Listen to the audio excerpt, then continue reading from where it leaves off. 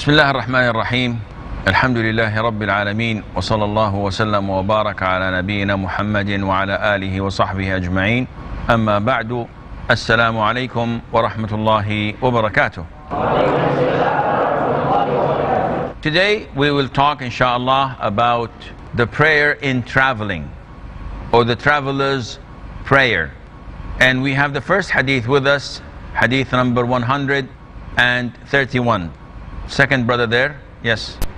Narrated Abdullah ibn Abbas radiallahu anhu, Allah's Messenger sallallahu alaihi wasallam used to offer the Zuhr and Asr prayers together while he was traveling and on the move.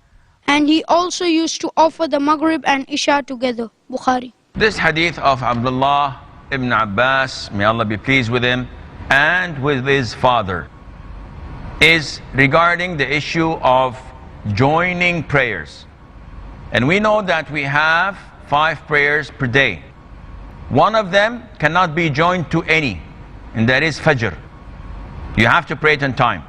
And the rest can only be joined to the one next and adjacent to it, and that is, you can join Dhuhr to Asr by postponing Dhuhr to be prayed at the Asr time, or by preceding Asr to join it with Dhuhr at the Dhuhr time.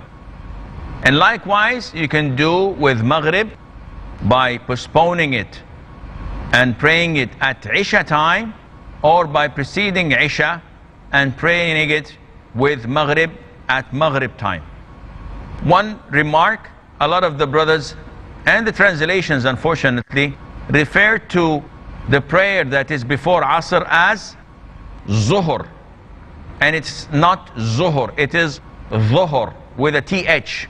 And a lot of the Muslims unfortunately feel that it is easier to say Zuhr prayer. We don't have anything as Zuhr in Arabic. It's Dhuhr prayer. You have to take your tongue out, Dhuhr. And this is the Arabic way of doing it, and this is how it should be written. So that we would not change our religion, we will not change our pronunciation due to the fact that non-Arabs may find it difficult. No, they have to reach up, and we have to raise the bar. And unfortunately, a lot of the Muslims make the bar go down until you find that the prayer is called namaz, and the salat on the Prophet is called durud. And all of this is not related to Islam. Okay in your native language, but you always try to change your native language when it comes to Islamic terminology. So it is Dhuhr prayer as we all know it. Scholars differed among them regarding combining the prayers. And some of them said it is only permissible to postpone a prayer. So it's only permissible to delay Dhuhr to be prayed with Asr. But you can't pray Asr alongside with Dhuhr. Why? Because they say that its time was not due yet. It's not due. So how do you pray it? When you postpone it, Dhuhr time was called, it's due. But I'm postponing it to pray it with Asr, due to the Sunnah.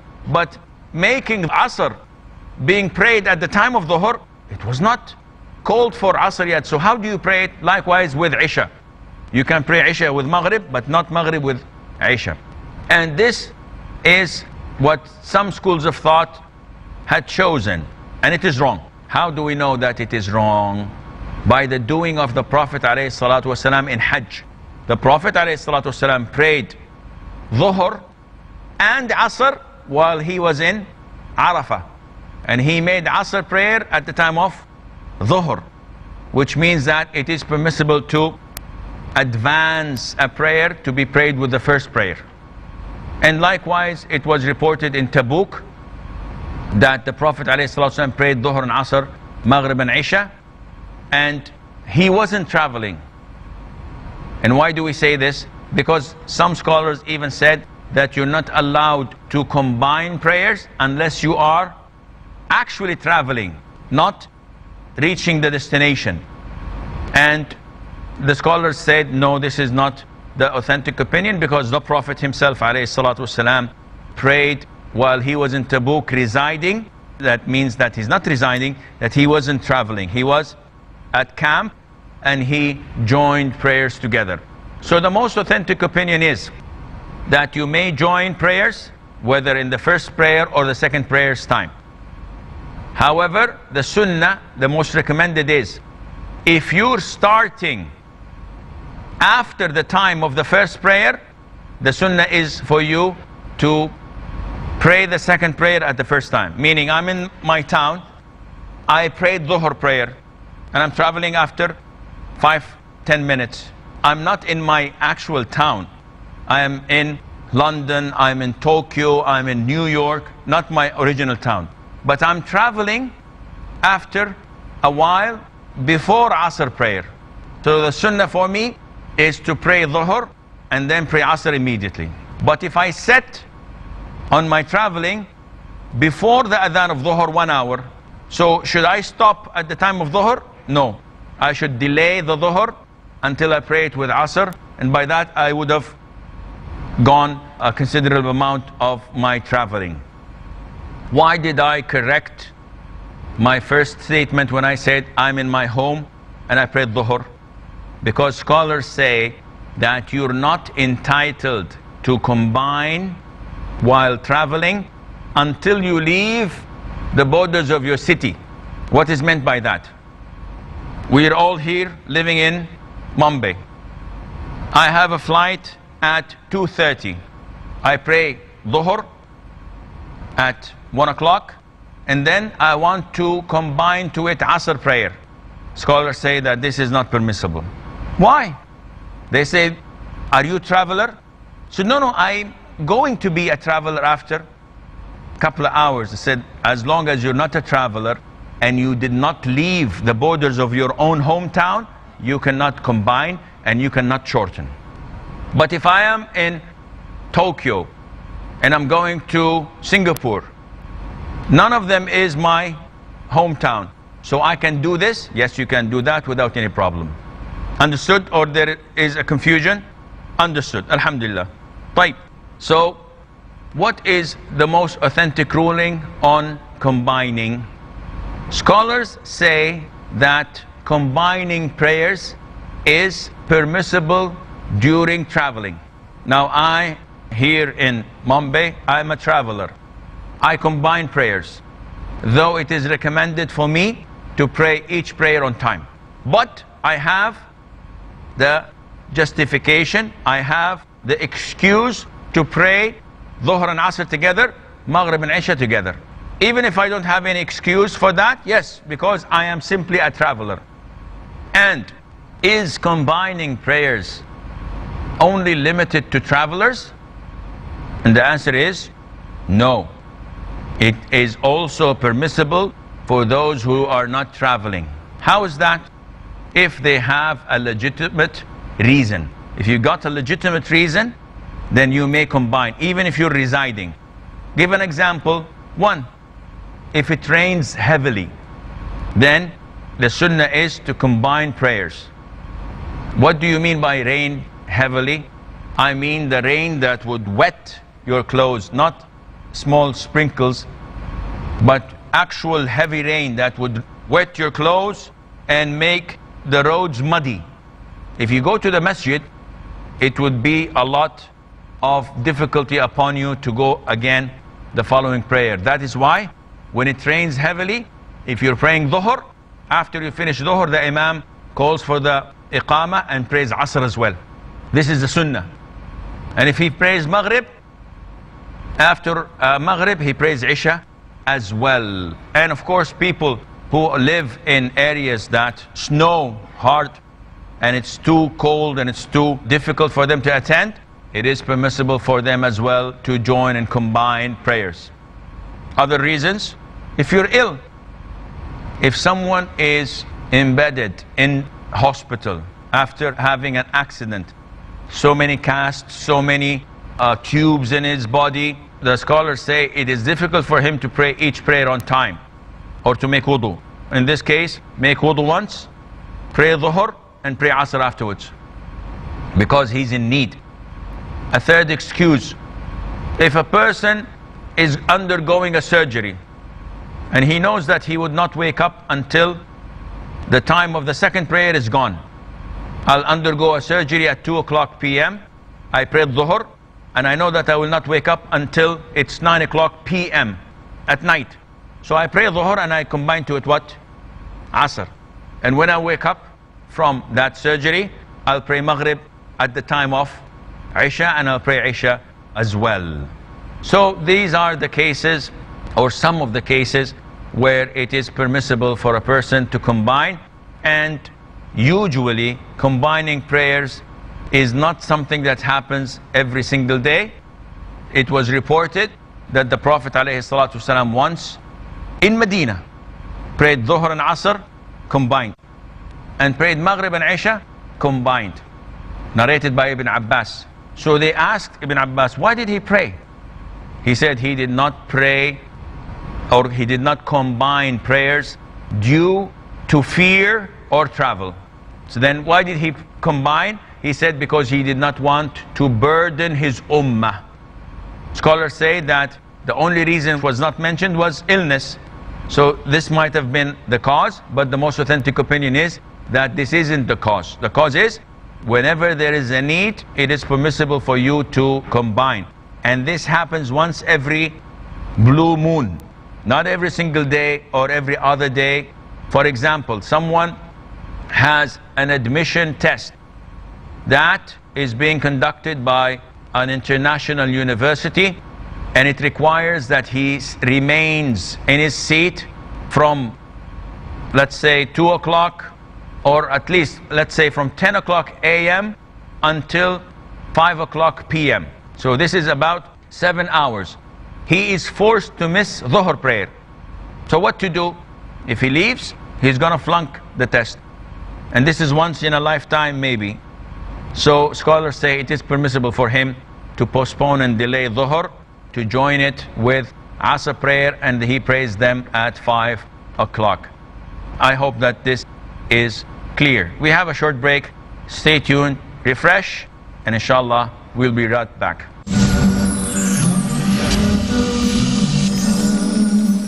Assalamu alaikum and welcome back. Hadith number 132 deals with shortening prayers. And of course, this is not done except when a person is traveling. And the brother would read the hadith for us, inshallah. Narrated Ibn Umar radiallahu anhu, I accompanied the Messenger of Allah sallallahu alaihi wasallam, and he never offered more than 2 rakats during the journey. Abu Bakr, Umar, and Usman radiallahu anhum used to do the same. Bukhari. This hadith is referring to praying and traveling. And of course, Ibn Umar radiallahu anhuma is not addressing people from Mars or from Venus.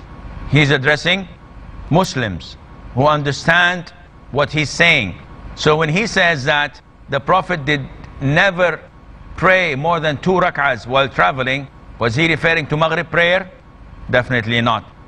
So we know that he's referring to the 4 rak'ahs that the Prophet used to shorten into 2. And this was the doing of Abu Bakr, Umar and Uthman. May Allah be pleased with them all. And the most authentic opinion of scholars is that shortening prayer is highly recommended. Yet if a person decides to complete the prayer and pray 4 instead of 2, his prayer is valid, but he is wrong in what he's doing. Not only that, Aisha, may Allah be pleased with her, told us in the authentic hadith that when the prayers were originally mandated, they were how many? They were 2 rak'ahs. She said after a while, these 2 rak'ahs were increased into 4 while in residing, and they remained as they are while in traveling. So we know that a traveler's prayer should always be 2. However, scholars differed whether to limit the traveling into a certain number of days or not once a person reaches his destination. And that was what made some scholars say that if you intend to stay in your destination for 4 days or more, you have to complete your prayers. And this is a choice of Sheikh Ibn Baz, may Allah have mercy on his soul, and Sheikh Salih al-Fawzan, and a number of great scholars of Islam. Sheikh Ibn Taymiyyah, may Allah be pleased with him, and Sheikh Ibn Uthaymeen, And so is Shaykh al-Albani, may Allah have mercy on all of their souls, said no, there is no indication in the Quran nor in the Sunnah that you should limit the period of traveling into this number of days. And therefore, if a person is traveling, he is instructed to shorten his prayer indefinitely. Indefinitely, does this mean if I travel for 6 years or 7 years, I shorten my prayer? Scholars say, if you travel, yes. But watch out, because it is rarely found that a person is traveling for so long. Usually people travel to another city to work, to study, or on holiday. So those who are traveling for a holiday, they would never be considered as residing. They're jumping from one city to the other, sightseeing, etc., and going back. So they shorten prayer as long as they're traveling. Those who go for work, it depends how long they're staying there.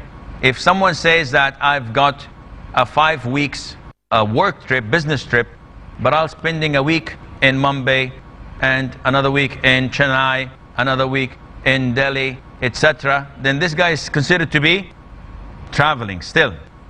But if he says, no, I have an assignment for a year and it's in the same place, then this person prays and shortens his prayer until he settles.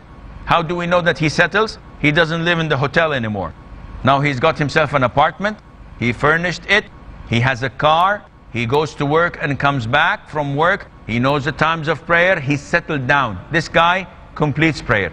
And likewise, a student who goes for 4 or 5 years to study, maybe the first 3-4 weeks he shortens the prayers, but afterwards, once he settles down, he becomes like a resident and he should continue and complete his prayer.